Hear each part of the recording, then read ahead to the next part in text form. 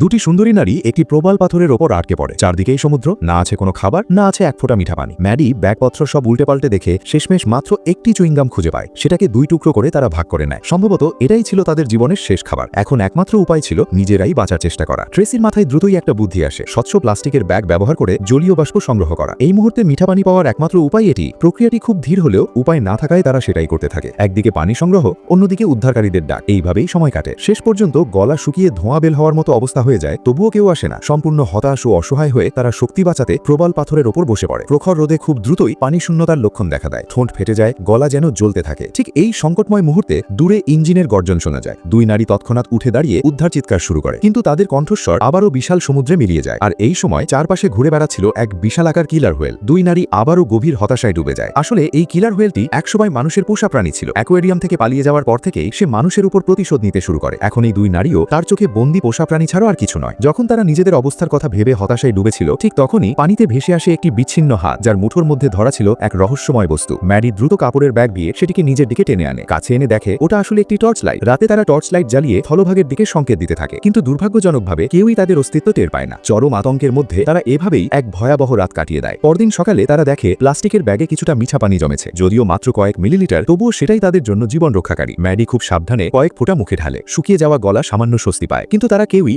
একবারে পানি শেষ করার সাহস পায় না। শুধু গলা ভেজানোর জন্যই ব্যবহার করে। একদিন এক রাতের অসহনীয় যন্ত্রণার পর তারা আর কারো কাছে উদ্ধার পাওয়ার আশা করে না। ম্যাডি বাধ্য হয়ে জীবন বাজি রেখে সমুদ্রের নিচে খাবার খুঁজতে নামার সিদ্ধান্ত নেয়। আর ট্রেসি প্রবাল পাথরের ওপর পাহারা দেয়, যেন কিলার হোয়েলের হামলা হলে সতর্ক করা যায়। কিন্তু যেটা তারা সবচেয়ে বেশি ভয় করছিল সেটাই ঘটে যায়। কিলার হোয়েলটি যেন ভূতের মতো হঠাৎ সামনে হাজির হয়। ট্রেসি একটি সামুদ্রিক শামুক কুড়িয়ে নিয়ে দ্রুত পানির ওপর ভেসে ওঠে। একই সময় কিলার হোয়েল ঝাঁপিয়ে পড়ে আক্রমণ করতে। ভয়ে ট্রেসি প্রাণপণে ওপরে উঠে আসার চেষ্টা করে। একটি সামুদ্রিক শামুকের জন্য প্রায় নিজের প্রাণটাই হারাতে বসেছিল সে।